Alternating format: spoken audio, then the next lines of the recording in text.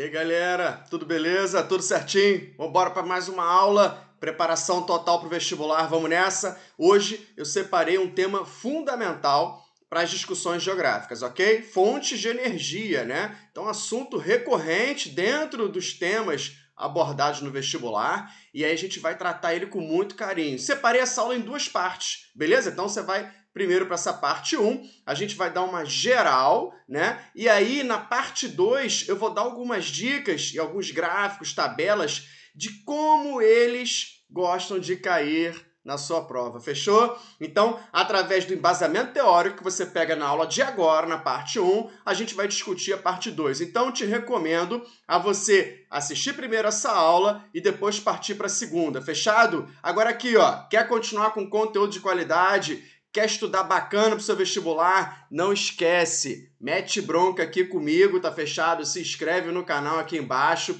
para ajudar esse projeto maravilhoso que a gente está fazendo para você, fechou? Legal? Então vamos embora, vamos nessa, vamos falar aqui rapidamente, dando uma geral, como é que era, né?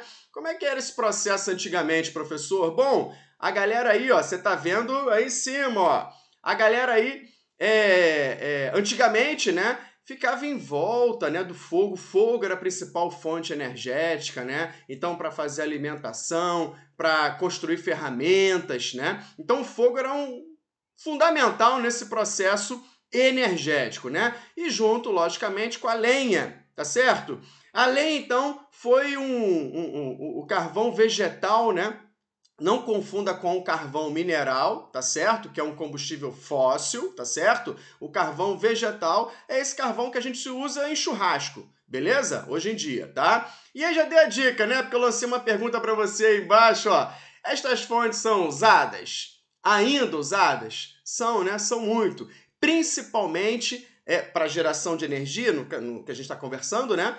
Principalmente em países mais pobres, em áreas e regiões desses países mais pobres. Tá fechado? Beleza, galera? Então fica atento porque é uma energia ainda utilizada. A lenha é complexa, tá certo? E já já a gente vai falar um pouco mais sobre ela, tudo bem? Então vamos lá! Energia renovável e energia não renovável. Coisa básica, ponto pacífico. Eu tenho certeza que você já conhece isso. Eu ia te pedir só um pouco de paciência para você ficar atento aqui na minha discussão, para a gente poder entender melhor e entender como que a gente vai abordar isso nas provas, fechado? Então a gente tem aí, ó, a maremotriz, a energia hidráulica, né, através das hidrelétricas, a gente tem a solar, com essas placas fotovoltaicas, que já já eu falo para você melhor sobre isso. A gente tem a biomassa, né? A gente tem a eólica e também a geotérmica. Essas 6 são as principais alternativas também aos combustíveis fósseis, ao petróleo. Tá fechado? São renováveis. Então vamos entender aqui o que é isso, né? Então vamos pincelar cada uma aqui para você ter um embasamento bonito, para você ficar confiável na sua prova, fechou? Vamos lá. Energia maremotriz. Então vamos para ela, ó. Energia das massas de água. Então que massas de água são essas, né? Então são as correntes marítimas, né? São as oscilações das ondas mesmo, né? E também a variação de maré, né? De, em média, 12 em 12 horas, né? Então, toda a movimentação hídrica que ocorre nas costas, nos oceanos, né? A gente está vendo aí um exemplo específico no Ceará, no estado do Ceará, pioneiro nesse estudo de maremotriz, tá fechado? E lá, por exemplo, você tem essas variações. Tem alguns problemas, algumas soluções, vamos entender agora aqui, ó. Hoje ainda a gente tem um pequeno aproveitamento, tá? E esse pequeno aproveitamento é lá pela última setinha que você está acompanhando comigo, ó. Alto custo na implementação, né? Então a gente tem ainda um alto custo na implementação, tá fechado? E aí, automaticamente, também ela tem uma vantagem, ela não gera gases de efeito estufa, não contribui para o aquecimento global, que é um outro tema que a gente articula bem aqui, tá certo? Dentro de fontes de energia, tudo bem? Então, ainda pouco utilizado no Brasil, existem casos no Japão, existem casos em alguns países europeus que estão fomentando essa fonte energética, mas ainda, galera, é coisa pequena, tá certo? Porque existem outras fontes energéticas renováveis que têm vantagens operacionais e de custo muito melhores. Tá bom? Beleza? Então vamos lá! Energia hidráulica, famosa energia hidráulica, conhecida por nós brasileiros, né? Mais de 60% da energia produzida no país vem dessa geração, tudo bem? Então, é através dos fluxos dos rios, né? A corrente de água vai passando, vai se deslocando. Então, quanto maior for o gradiente de força do rio, ou seja, a velocidade dessa água, quanto maior for o índice de inclinação do relevo, né? Então, consequentemente, você vai ter maior fluxo hídrico, consequentemente, vai passar mais por essas barragens e automaticamente vai gerar mais energia, tá? Então é considerado uma energia limpa. Eu botei para vocês entre aspas aí. Por que limpa, né? Porque quando foi concebida, principalmente aqui no Brasil, foi bem consolidada na década de 70, né? As grandes usinas hidrelétricas foram construídas na década de 70, aqui no Brasil. E aí, era considerada uma energia limpa. Por quê? Porque não gerava poluição, né? Não gerava gases, né? Naquele momento se achava isso. Só que, poxa, a gente sabe que para fazer uma barragem você vai inundar a montante desse rio. E na inundação você também vai inundar vegetação, árvores que vão acabar apodrecendo e liberando gases de efeito estufa, tá certo? Bom, então é uma energia muito interessante para nós brasileiros. Nosso potencial hidráulico é muito forte, muito grande, tá? Dá uma olhadinha numa live que eu fiz com o Dr. Nelson Reis, que eu faço um debate com ele muito interessante sobre a água no Brasil e no mundo, tá fechado? Então, é uma aula bem interessante, dá uma resgatada aqui e você vai dar essa conferida legal, tudo bem do que eu tô falando? E aí a gente tem um dilema, né? Urbanização e hidrelétricas, como eu coloquei para vocês aí. O que acontece? Como eu falei agora, as hidrelétricas elas vão gerar uma inundação mais elevada montante. Consequentemente, vai inundar muitas áreas que você vai ter população ribeirinha, população que mora nas margens desses rios, né? E essas populações terão que ser deslocadas. Lembra, na década de 70, quando foram consolidadas no Brasil, a gente estava em período militar. Então, não existia nenhuma forma de legislação para poder amparar essa população. Não existia, era aviso, olha, essa área vai ser inundada, você vai ter que sair daí. Tá certo? Então, hoje em dia, a gente tem proteções legais, né, para esse fato, não só de pessoas, mas também da fauna, da flora. Então, a energia hidráulica hoje, ela está passando por um processo de algumas limitações ambientais. Tranquilo?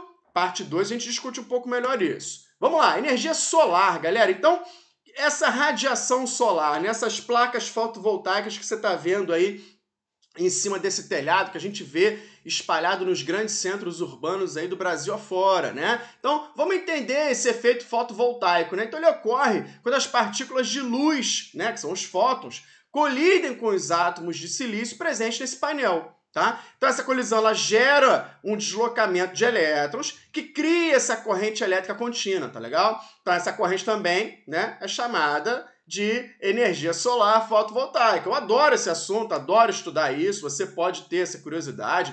O que eu acabei de falar desse resumo aqui, com certeza pode pintar num texto, né? Nunca vai te cobrar com maior detalhe, principalmente na geografia, mas pode trabalhar aí um pouco articulando com a química, tá certo? Essas ligações químicas e a geração de energia. Então fica atento para isso, tudo bem? Bom, potencial gigante no Brasil, né? A gente mora num país tropical, abençoado por Deus, né? E bonito por natureza, como já dizia Jorge Ben. E aí, automaticamente, você tem muito sol aqui, tá legal? Consequentemente, a geração de energia solar, ela é muito positiva. O potencial de geração de energia é muito positivo para o nosso país, tá? E você tem tecnologias hoje, e aí eu botei aí, ó, na última setinha para vocês, ela ainda é cara, né? Mas ela está bem disseminada, essa tecnologia. Você tem diversas empresas espalhadas pelo Brasil produzindo essa tecnologia, disseminando, consolidando nas residências, por exemplo, né? Então, isso é uma vantagem bem interessante. Ainda um pouco cara, tá certo? Mas para uma família numerosa, para uma indústria, dependendo de onde esteja, é uma vantagem, inclusive, econômica. Tudo bem? E um terceiro item que eu pulei ali, mas para a gente retomar ele com qualidade, ó, reduz a dependência de fósseis. Então as energias alternativas, melhor, renováveis, elas são também alternativas ao petróleo, né, que é muito disseminado hoje no mundo, mas existem vantagens e desvantagens de cada uma. Então a gente vai entendendo isso ao longo da aula e na parte 2 a gente fecha esse assunto de uma forma brilhante, tá bom? Então não dá mole. Tá gostando até aqui? Fechou? Curte esse vídeo para mim, se inscreve no canal. Vambora! Energia por biomassa. Galera, tá crescendo bastante no Brasil, tá? Então, a energia por biomassa, ela vai ser produzida através de termoelétricas. Então, esse termo aqui que eu botei para vocês, né? Esse termo, termoelétricas. Essa termoelétrica, ela pode gerar, por exemplo, aqui nos fornos, né? Ou fornos. Fornos ou fornos? Bota nos comentários o que você acha. A gente tem aqui, ó, bagaço de cana pode ser colocado aqui, né? Pode ser colocado petróleo, pode ser colocado carvão, pode ser colocado gás. Então você tem uma diversidade grande de matérias-primas para geração de energia, tá? Para você esquentar essa caldeira, por pressurização aqui do vapor, vai rodar essa turbina, tá certo? E essa turbina, então, vai transformar a energia aqui mecânica de rotação em energia elétrica através do gerador. Tá fechado? Depois a gente vai, com esse vapor, vai ter um processo de resfriamento e aí automaticamente volta para a caldeira. Bem interessante, né? Entendeu? Legal? Não entendeu? Volta o vídeo 30 segundinhos e aí eu vou repetir para você. Fechou? Vamos lá! Galera, bagaço de cana é o mais utilizado no Brasil, né? Então você tem uma indústria sucro-alcooleira muito forte aqui no nosso país e aí por conta disso o bagaço de cana é bem utilizado, tá? E daqui a pouco eu falo para vocês a matriz energética brasileira e todos os desdobramentos que essa energia traz pra gente, tá bom? Bom, vamos lá. Fósseis não são biomassa. Chamei a atenção disso para você, porque já que é uma questãozinha questionando isso, tem que tomar cuidado, tá? Apesar de serem derivados de vegetais e minerais, como eu coloco para vocês aí, ó, os fósseis não são renováveis, tá? Eu posso plantar cana, beleza? Então ela se renova, eu posso plantar cana. Eu posso plantar petróleo? Eu posso produzir petróleo? Não consigo. Diversos laboratórios pelo Brasil afora, mundo, né? Já tentaram fazer coisas semelhantes e não conseguem. Conseguem óleos sintéticos, obviamente, e existe, né? Mas petróleo, só a natureza que faz. Tá fechado? Beleza? Então não confunda, biomassa é renovável, tá bom? E aí, ó, energia eólica. Galera, energia eólica super conhecida de nós humanos, né? Então, lá atrás, as grandes navegações, o processo mercantilista, né? Então, você tinha expansão marítima e comercial que foi feita através do vento, beleza? São as embarcações à vela, né? Você também tinha, né, essa energia através dos moinhos, né, de vento para fazer a moagem da farinha, né? Lá atrás também era utilizar essa tecnologia. Então, uma tecnologia muito disseminada, né, que ficou abandonada no século XIX e início do XX por conta do avanço das energias através do petróleo, tá certo? E do carvão mineral, né? E hoje em dia não, né? Já tem aí quase 3 décadas para cá, começou a se olhar com mais cuidado e carinho essa energia, né? E você tem um avanço muito grande disso em vários países do mundo. A gente está vendo aí, ó, China, Índia, Brasil, ó, Espanha, Estados Unidos. Você tem diversos países que estão investindo fortemente, a China liderando bastante esse processo, né? Mas você tem aí vários países liderando bastante. E no Brasil, em especial, a região Nordeste é campeã nessa geração de energia. Eu fui, né, numa usina eólica lá no estado do Ceará, lá em Fortaleza. É absurdamente magnífico, né, a forma de geração de energia.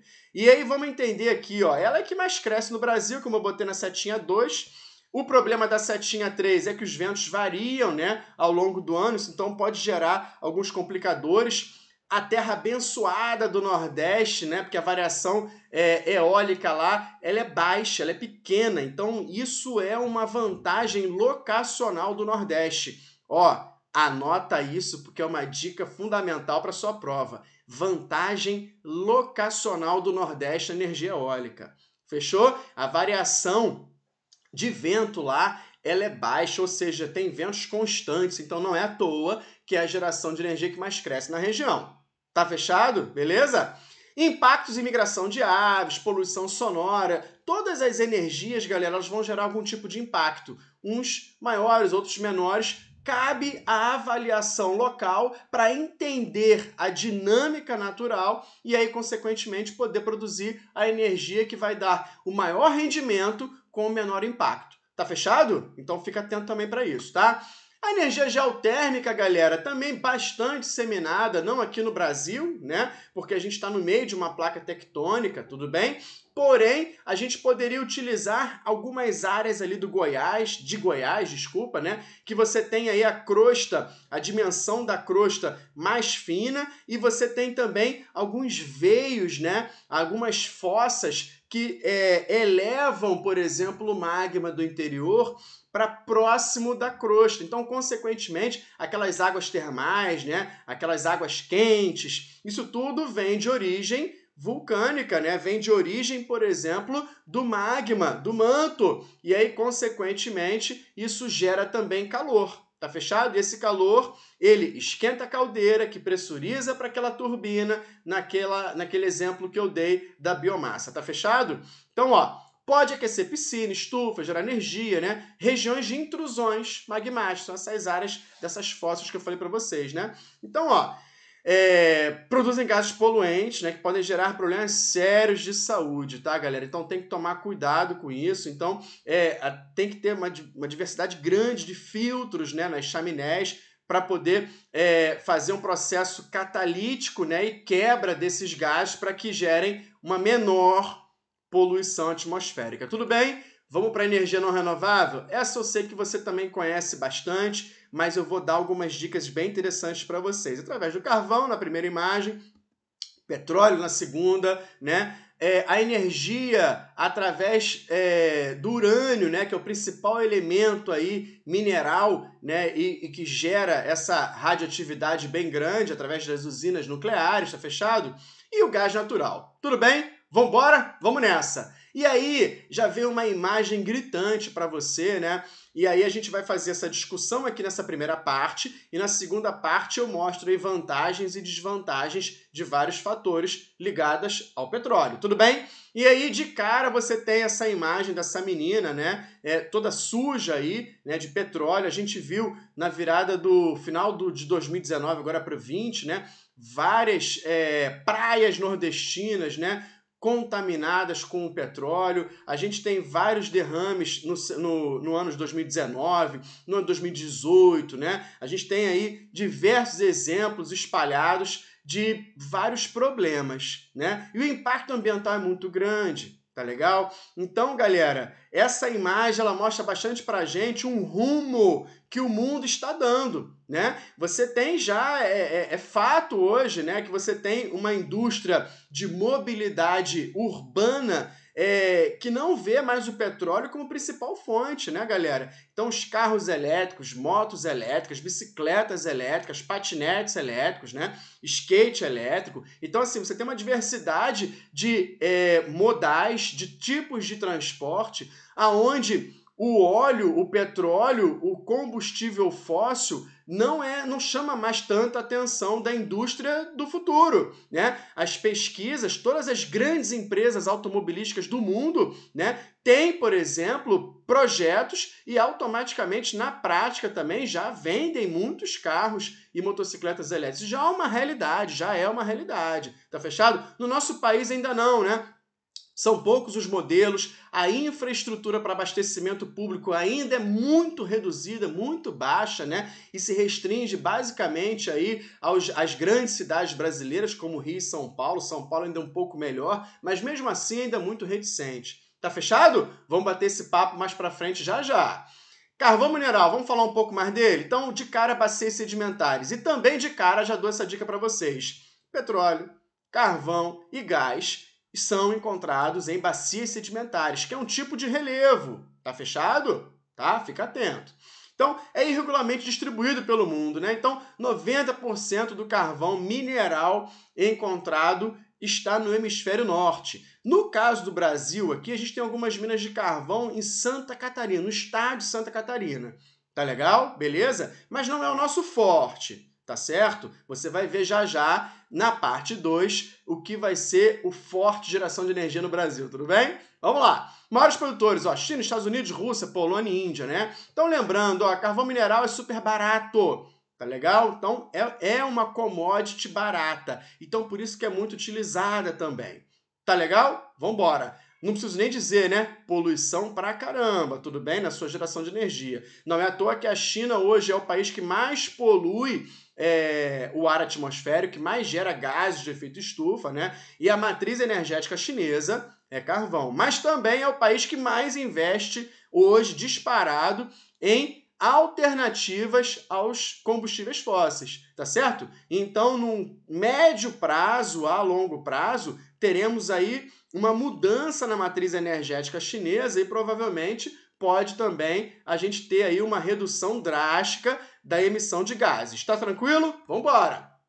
Petróleo, forte conhecido de todos nós, né? Então, bacias sedimentares marítimas aí em maior quantidade, né? Mas a gente tem também em áreas continentais, mas em maior quantidade nas marítimas, nos golfos, e por falar em golfo, perto de 60% de todo o petróleo no mundo, de todas as reservas, estão no Golfo Pérsico, né, galera? 60%. Isso é muita coisa, tá legal?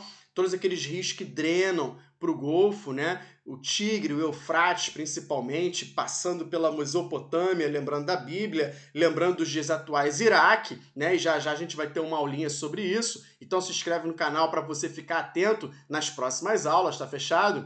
E 85 milhões de barris dia em 2018, né? E aí você teve essa crise, por exemplo, da pandemia agora do coronavírus, e aí o preço do barril baixou muito, né? Baixou muito porque lei da oferta e procura. A gente lembra que o petróleo é uma commodity. Não sabe o que é commodity? Tem aulinha explicando lindamente sobre esse tema. Tá fechado? Então dá uma olhada aí nos outros vídeos anteriores. Eu ainda não sei colocar o card aí, né, aqui em cima para você já ficar com o linkzinho, tá legal? Mas eu posso botar o link na descrição. E aí, quem quiser me ajudar também nesse projeto maravilhoso, fica à vontade, tá certo? Vambora! 38% da energia vem do petróleo, né? Então, 38% da energia mundial vem do petróleo. Galera, isso é muita coisa. Tudo bem? É muita coisa por quê? Porque é um combustível barato, a tecnologia é conhecida, tá certo? Gera diversos derivados, né? Você tem, então, uma dinâmica muito positiva para produzir energia através do petróleo, tá certo? Existem vários problemas com relação a isso, que eu já falei um pouquinho deles para vocês, né? E isso é um grande desafio aí para as futuras gerações também. Por quê? Porque ele é um recurso limitado. Eu já falei que, por exemplo, a gente não produz petróleo, quem produz é a natureza. Daqui a pouco acaba, e quando acabar? Então a gente tem que ter alternativas ao petróleo. Tá fechado? Principais produtores, quer saber? Na parte 2 eu vou falar para vocês, beleza? Então na parte 2 do vídeo você vai saber quais são os principais produtores e eu vou dar uma pincelada para vocês também o que é a OPEP, o que significa a OPEP, os países, e vou dar uma geral para vocês sobre cartelização e como que isso funciona atualmente. Tá legal? Então, te espero também na parte 2. Mas calma que não acabou ainda não! Vamos seguindo aqui, gás natural, vambora! Parte superior das jazidas, né? Jazidas de petróleo, e você vai ter, como é um combustível em putrefação, como é um material orgânico em putrefação, o petróleo, se a putrefação está em apodrecimento, se tem apodrecimento, libera gás. Que gás? É esse gás que a gente consome. Tá fechado? Então ele é menos poluente que o petróleo, ele é menos poluente que o carvão, mas ele também é poluente. Tá? Ele também emite gases de efeito estufa, tá certo? Em uma menor quantidade, tá? Então, existem altos investimentos para gasoduto, esse é um desafio, né, para disseminação. A gente está vendo aqui o gasoduto Brasil-Bolívia, tá fechado? A Bolívia é um grande explorador de gás, né? Inclusive a Petrobras que fez toda essa estrutura aqui, né, dos gasodutos e também na exploração com a Bolívia. Tá fechado? E aí, automaticamente, existe esse gasoduto, essa parte aqui que está fazendo aqui a interligação até Belo Horizonte, tá? Então, é uma região que mais consome, é a região que tem a maior população também do Brasil. Então, hoje a gente tem algumas vantagens com relação a isso. E não é só para colocar o GNV no carro, não. Muitas indústrias utilizam gás natural para gerar sua energia. Tá fechado? Beleza? Bom, Energia nuclear, chegamos a ela. Então, presta atenção, galera. Tem um alto investimento em pesquisa e desenvolvimento, né?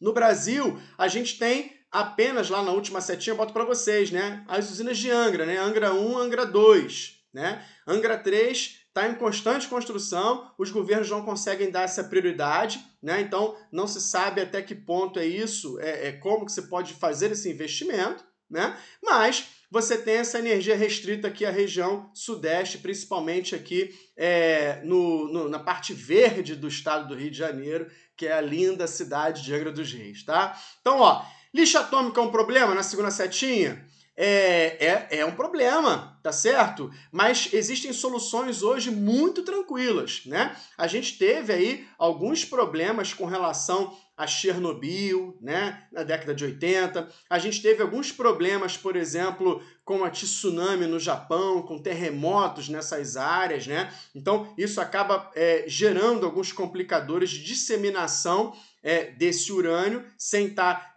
compatibilizado e adequadamente, hermeticamente fechado em um cilindro, né? Para você fazer esse descarte adequadamente, tá certo?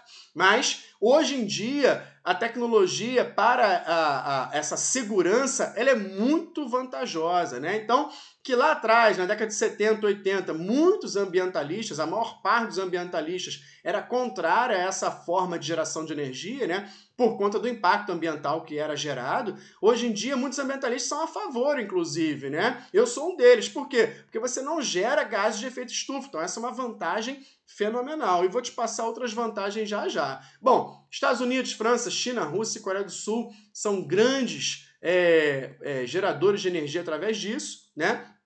A gente tem aí esse aquecedor, né? Que aí vai ter aqui a fissão do urânio, né? Que é o principal combustível desse processo e vai ser bem semelhante com as termoelétricas da biomassa que eu passei para vocês, né? Tem esse processo de evaporação, isso se pressuriza através das turbinas, né? E essa turbina, então, transforma esse gerador, né, transforma essa energia mecânica em energia elétrica, né? Depois isso condensa-se e volta para o processo da caldeira, né? Então a gente tem aqui um comparativo bem interessante, ó. Para você gerar a mesma energia, né, no urânio aí, ó, 10 gramas de urânio, tá? São necessários, gera a mesma energia, né, que 700 quilos de petróleo, né, e que 1.200 quilos de carvão. Então, com pouca matéria-prima, você consegue ter um potencial energético muito grande. Tá fechado? Então, essa é uma vantagem bem interessante, né? E tem um barril de petróleo aí, ó. Barril de petróleo, né? Que muita gente fala do barril do petróleo tá a tantos dólares, barril de petróleo tá a tantos dólares. Quantos litros tem um barril de petróleo? Esse é o desafio para você. Na parte 2 eu vou te falar, tá bom? Então não perca essa aula. Galera, muito obrigado. Vai para a parte 2 agora na sequência. Continua com seu caderninho na mão que eu vou dar várias dicas para você. Fechado? Forte abraço do professor Luciano Paes. Valeu, galera. Tchau, tchau.